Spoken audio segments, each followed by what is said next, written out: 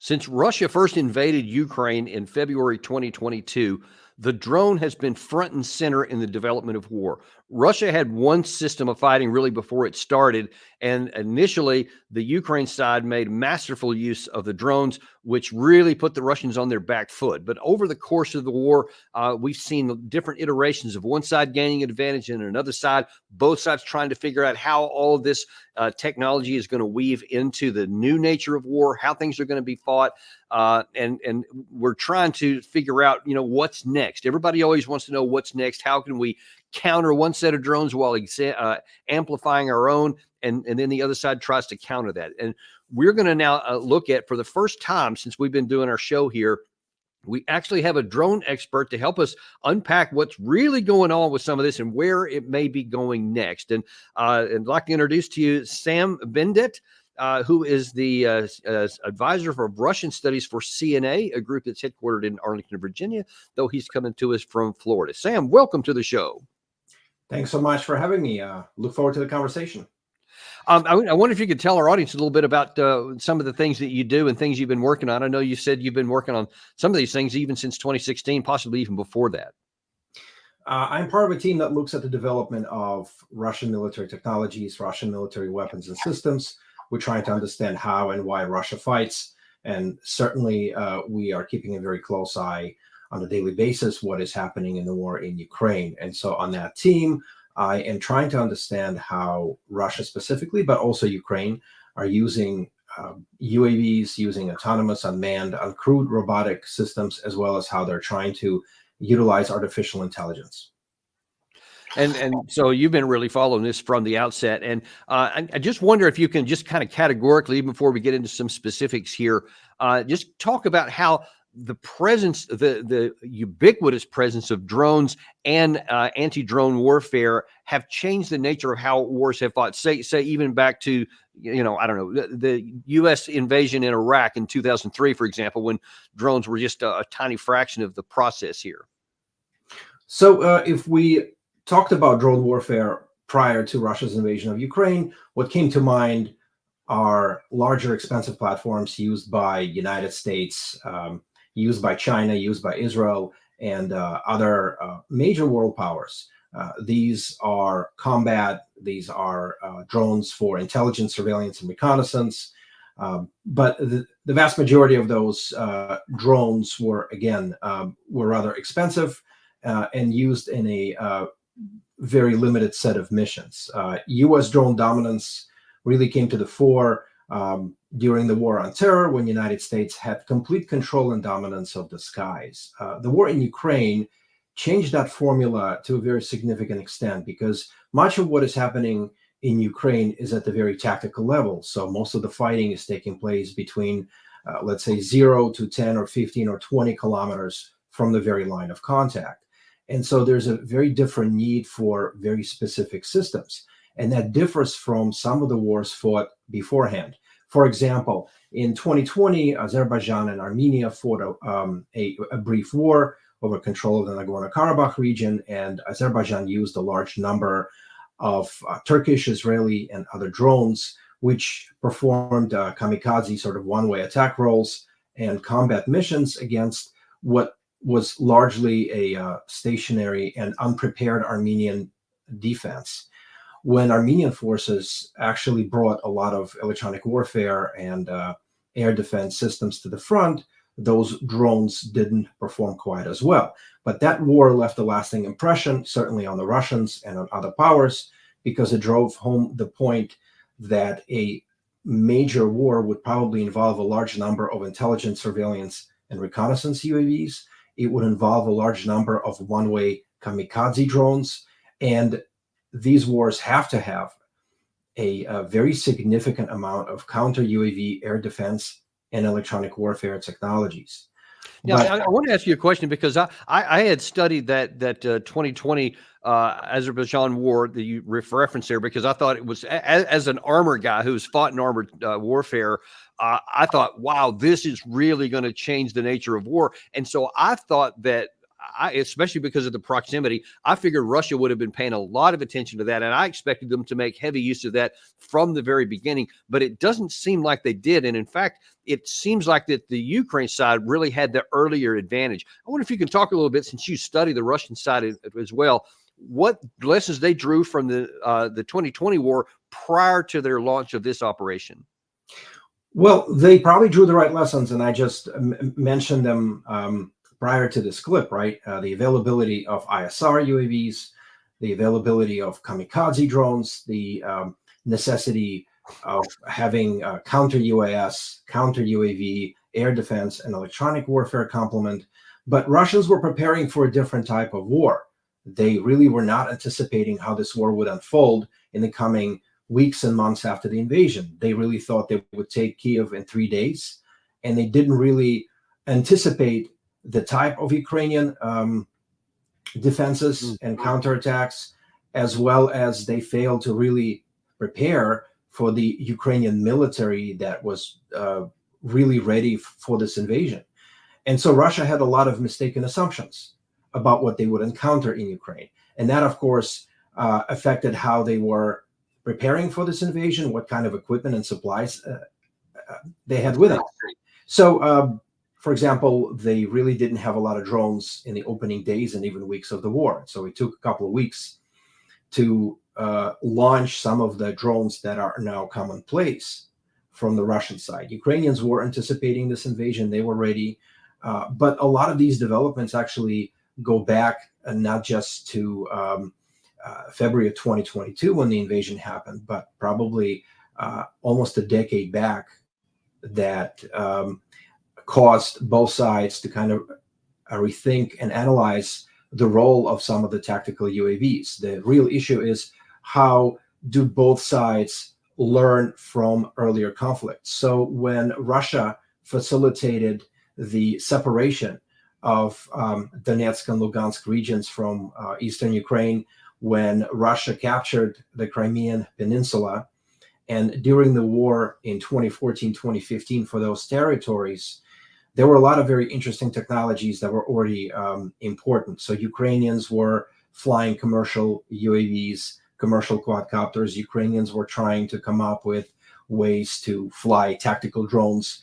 For Russia, this was a very quick war against what they thought was an unprepared and rather weak adversary, because Ukrainian military was not ready for the type of war it found itself in 2014 and 2015. And so UAVs played a limited but important role. And so following that conflict, a lot of Ukrainian startups, a lot of Ukrainian experts, people who were actually involved in actions against the Russian military or against pro-Russia separatists, they were the ones who formed sort of the core of much of the developments and much of the success in tactical drones that we see today. Russia fought in that conflict, but apparently some of those lessons really didn't sink very well. Just like the very public lessons from Nagorno-Karabakh war, which were publicly discussed by the Russian military establishment, Russian military expert establishment. A lot of those lessons were very public, but didn't really sink in. And again, in 2022, Russia wasn't ready for the resistance that it encountered in a very well-organized Ukrainian military and Ukrainian. I want to tap off of that and expand on that a little bit. Something you just brought up there. So Russia had paid attention to the Nagorno-Karabakh war, and they had been talking about it in their, whether it was their public, professional journals, etc., for a couple of years before. But there's a big difference between the theory of war and then its application. And, so one of the things that we saw quickly, one of the stars of the 2020 war was the Bakhtyar. I think it was the AN-2 drone. I may be getting the nomenclature wrong, but the Bayraktar TB2 drone. Right. Yeah. So that was a big star then. It was also a big star on the Ukraine side early in the war. But then after a few months, you almost never heard from it again. I wonder if you can explain how the technology changes and the ability of one side under fire to counter the other side. How does that work?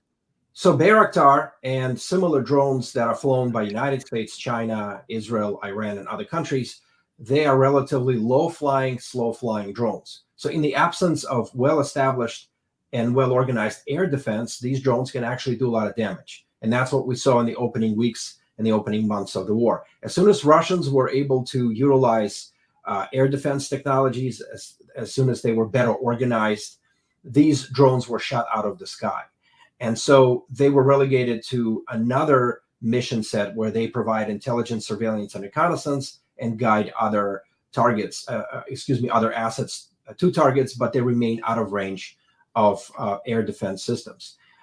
United States experienced something similar just recently when the Yemeni Houthis were able to shut down several of American intelligence, surveillance, and reconnaissance drones over their territory. These UAVs really are not built to withstand very sophisticated or very capable air defenses. And so what we have seen in Ukraine beginning in March of 2022 and through today is a move away from very expensive standalone platforms like expensive UAVs towards mass application of very cheap and very attritable systems like one-way drones, kamikaze drones, or commercial type drones in the many, many thousands. And that is the main pattern that we're witnessing right now in Ukraine for both sides. Obviously, both Ukrainian and Russian militaries do have long-range sophisticated UAVs, but they are not used in any significant amount because of the concern for adversarial air defenses. Now, I wonder if you can talk a little bit about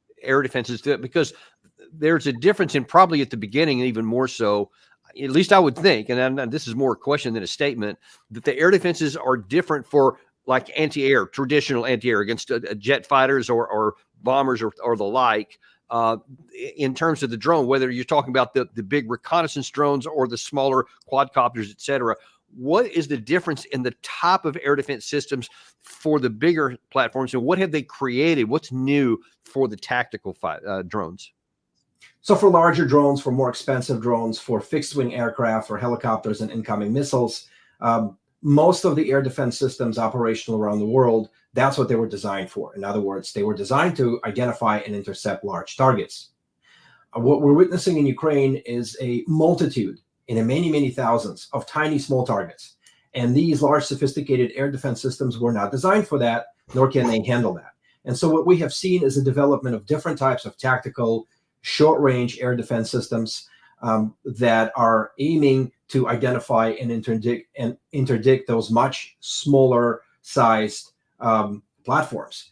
For Ukrainians, for example, it of course involves the use of missiles because every drone has to be shut down eventually.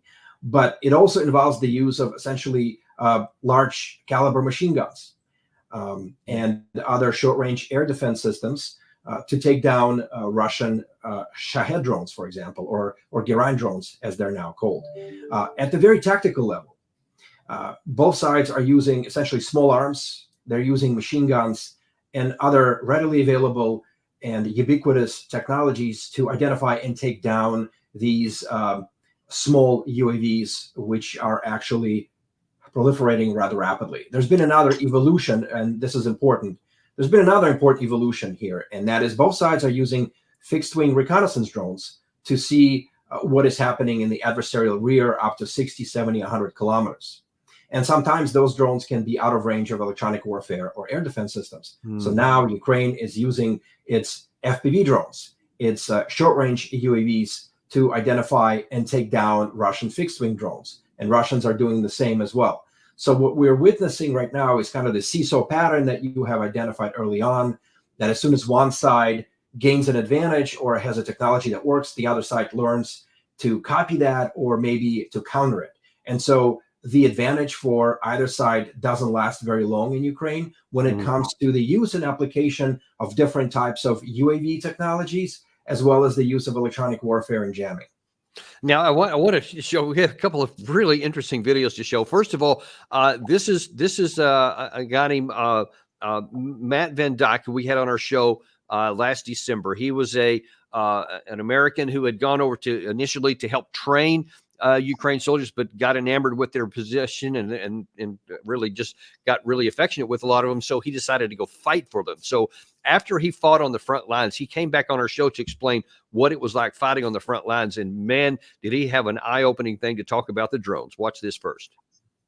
The drone warfare has made it very difficult to leave a trench dugout on either side of the war. The Russians have largely caught up to us and maybe surpassed us in some ways with drone warfare. Do you hear the noise? It sounds like a mosquito in your ear, and that's a drone coming. So at least you can hear them most of the time, and they're being used to drop grenades. It certainly has changed war. I mean, there's no real way to advance when you can't step out of the dugout even to take a leak without risk of dying from a grenade coming from the sky. And man, he talked to us a little bit afterwards about it was even much worse than he said. And here's someone from just a few days ago, actually, and this is really remarkable. To your point, here they're trying to shoot him down with a machine gun, and then the guy just throws his weapon at it just to knock it down. That is, but apparently this goes on all the time. So there's what is basically a layered pattern of different types of UAVs that have made the Ukrainian battlefield relatively transparent. In other words, there are fixed wing drones that conduct intelligence, surveillance, and reconnaissance. There are short range reconnaissance quadcopters. Most of them are commercial Chinese made products from DJI and other companies. There are FPV drones like the ones that you just saw in the video, which operate at a very short range, but could be very, very precise in how they attack and what they attack. And so all of those drones are looking down on the ground. All of those drones are trying to identify the targets. All of those drones have information that could be relayed to either attack drone crews or artillery or mortar units. In other words, anything that moves in the Ukrainian battlefield, or anyone for that matter, could be potentially tracked, identified, and then ultimately attacked. And so this is what this individual is describing. It's very difficult to move sometimes because the attack can come at any moment from any angle, because the battlefield could be seen through and through. It doesn't happen everywhere. It's a very long front, and some sections of the front are better equipped with drones than others. Obviously, some form of maneuver is still possible, such as the Ukrainian incursion into the Kursk region of Russia. But on balance, if we look at what's happening, for example, in eastern Ukraine, where there's a lot of warfare going on, it is not possible to mass your forces or mass equipment or mass vehicles and conduct maneuvers that were maybe possible prior to 2022. And so death is in the air at any given point. The whistling sound he described, that mosquito sound that increases in intensity as it gets closer, is the sound of an FPV drone. And so it is a very deadly sound. There's lots of videos out there of soldiers on both sides trying to evade and hide from that sound. It's actually very terrifying. It has a significant psychological impact on war. But again, the battlefield could be seen in ways that wasn't probably possible before. Add to that access to satellite imagery. And so data and information from drones of all types, from satellites, from aircraft, information from social media, all of that creates a relatively transparent picture of the battlefield where adversaries can be identified, they could be seen, they could be tracked, and ultimately attacked, sometimes many, many times in a row. So if one drone misses, another takes its place. This is happening against infantry, against dugouts, trenches, vehicles, tanks, and so on and so forth. And again, this is what is probably so unusual about this conflict. And so let's look at the other half of this equation. So obviously for either side, they want to have offensive capability to do all the things you literally just mentioned. But then they also simultaneously have the defensive capabilities to either electronically warfare, knock them down, or physically, as we literally saw right there, he throwing his weapon at it. Now, we saw here a report, I only saw it in one place, so I really would like your view on this, that claims that in 2023, the Ukraine side had about 40% of their drones successfully made it through. 60% got shot down, but it's a numbers game, so that's probably a good number. But allegedly, this year, the Russian electronic warfare capacity, at least in the main, has gotten better. Now maybe as few as 10% are getting through. Do you know anything about that? Is that accurate? Yeah, both sides, if we read what they're talking about on social media platforms like Telegram, which has a lot of very useful tactical and daily information about conflict. I think both sides are basically saying that maybe 1 in 9 or 1 in 10 drones eventually get through. And there are multiple reasons for that. Number one is, of course, electronic warfare. Number two is friendly fires. Many units at the front do not really cooperate with each other and don't communicate well with each other. That is, they don't always alert units nearby that they are launching the drone and that the drone in the sky is friendly.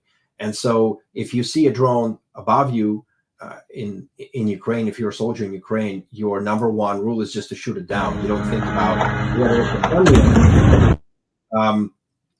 But obviously, a lot of these electronic warfare fratricides happen, again, because of the lack of communication. And also, both sides now have significant knowledge and skill in tactical defense against these drones. So they're using small arms, they're using shotguns, they're using machine guns, they're using nets to protect their trenches and dugouts, they're using metal cages on armor and on stationary targets. So a lot of drones don't make it through. And then another reason why they don't necessarily hit the target is because of pilot error.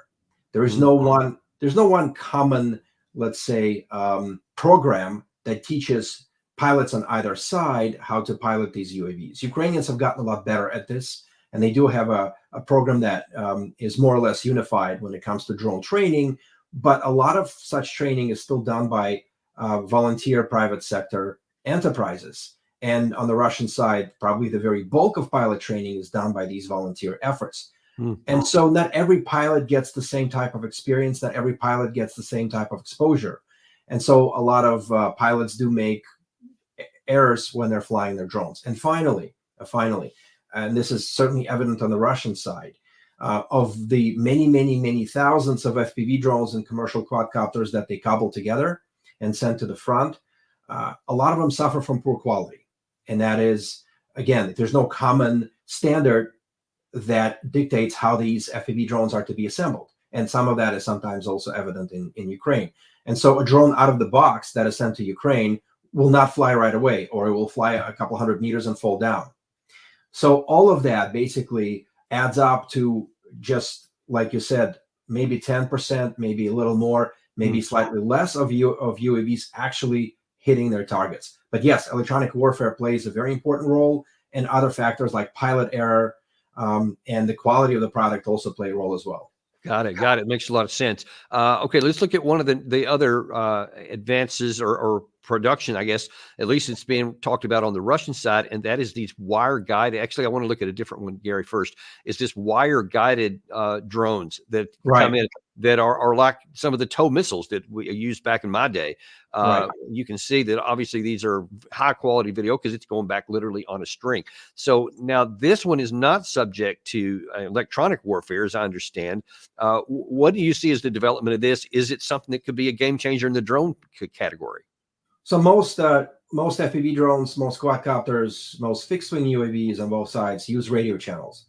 And those, of course, can be susceptible to electronic warfare jamming. And as I have just described, EW, electronic warfare, takes down a lot of these drones. A fiber optic cable that is unfolded behind the drone like a tow missile basically has all of the command and control communication and video feeds done through that fiber optic cable. So it's not susceptible to electronic warfare at all. Obviously, fiber optic enabled drones have their own advantages and disadvantages, right?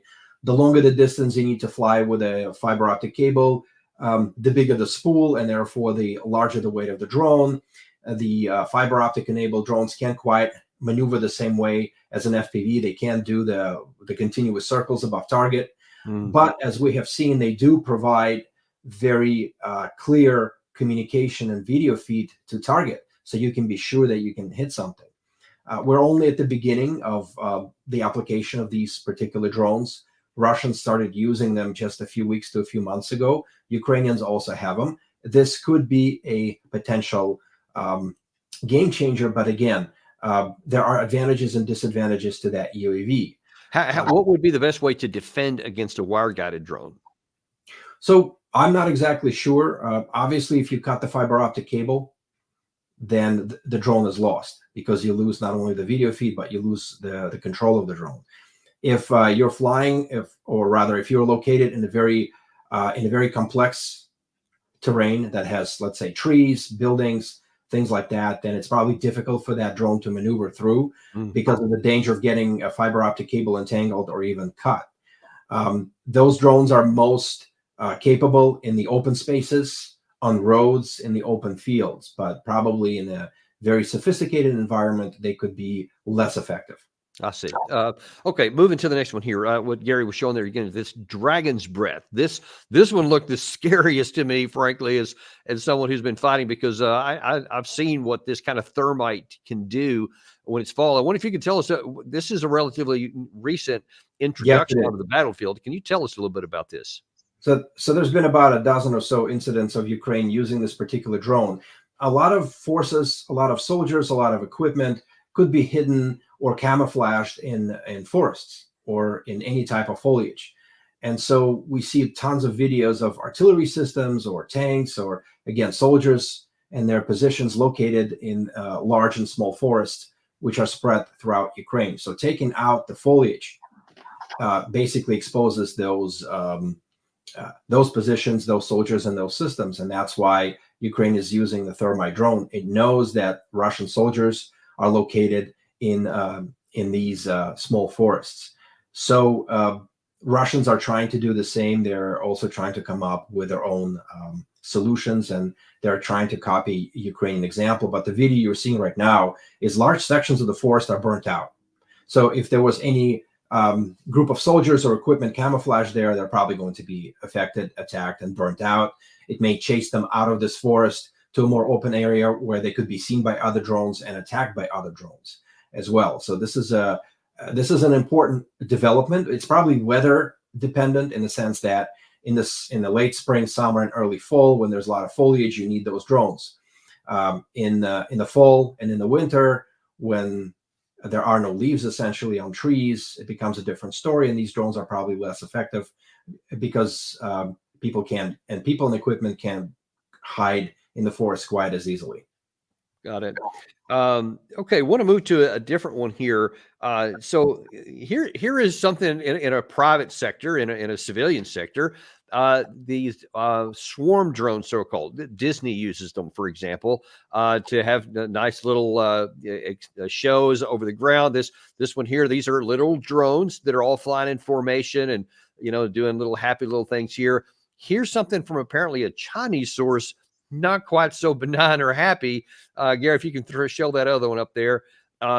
This is actually more of a question. Is this the future of drones, where it literally could saturate an area in here? And what is the military risk of these, and how susceptible? Well, sorry, I'm asking too many questions. First of all, what is the risk of this kind of drone warfare showing up in the Russian-Ukraine war?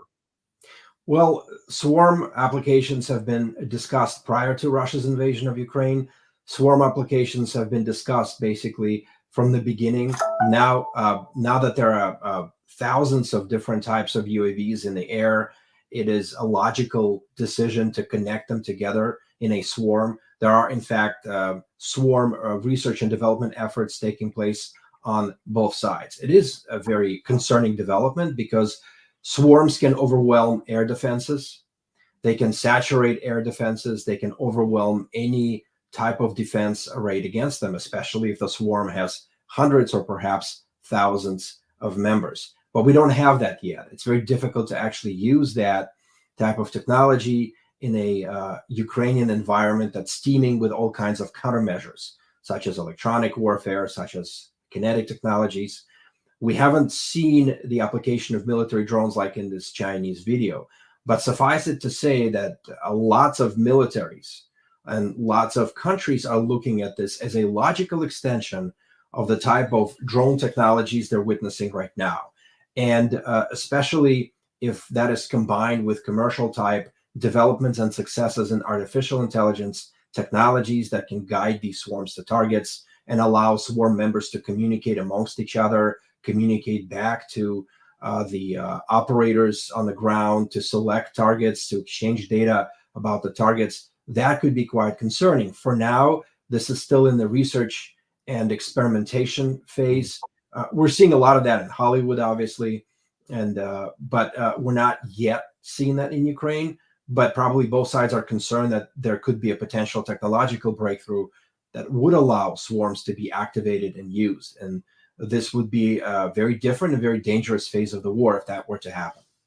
And what about the prospect that I've heard some of that using some of this AI technology, that some of the drones, aside from the wire guided ones, which can't be interdicted, but they also have optical view to where they have the target programmed in, so it's not, doesn't have to communicate with back channels, but will go on the ground basically autonomously up to its target. Have you seen much of that so far?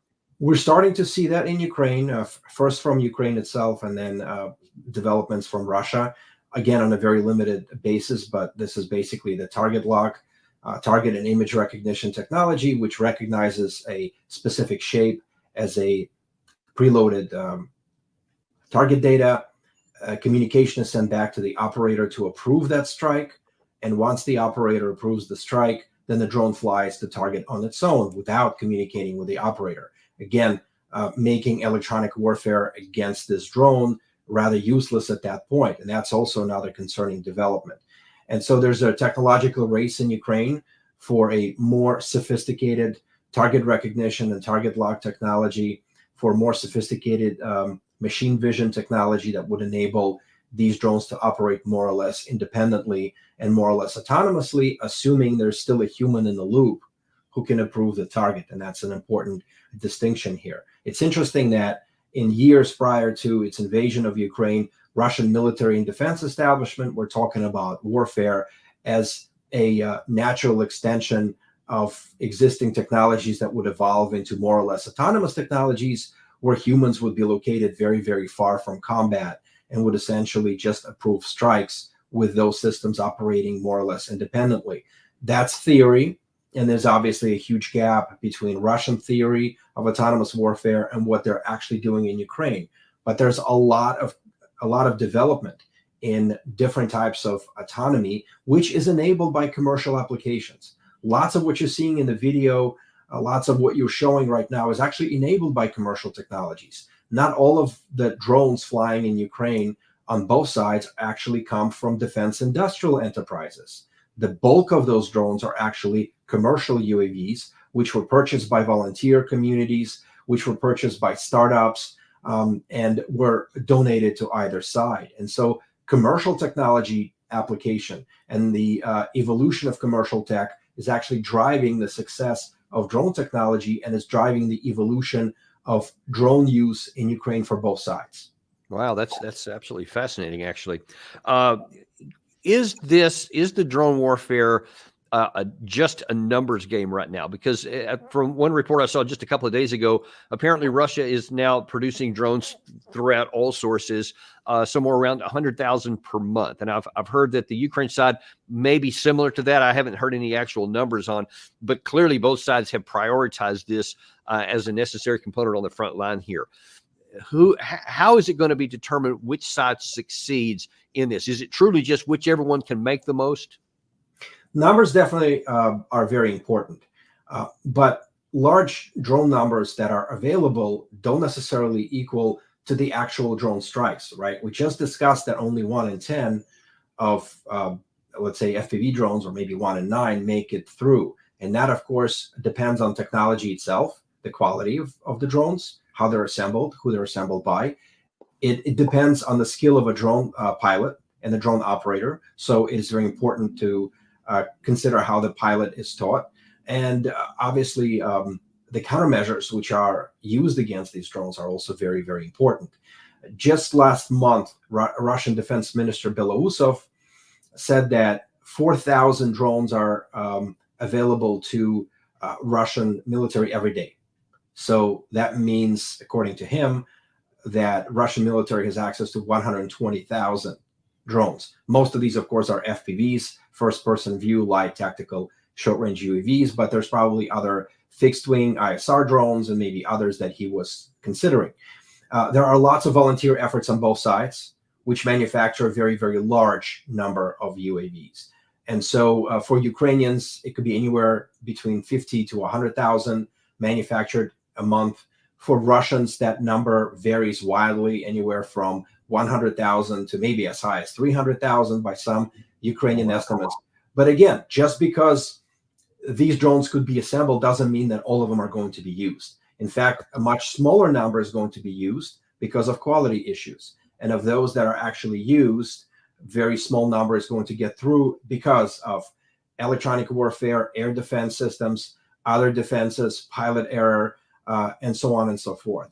So the numbers do matter, and Ukrainians aim to manufacture 1 million FPV drones per year.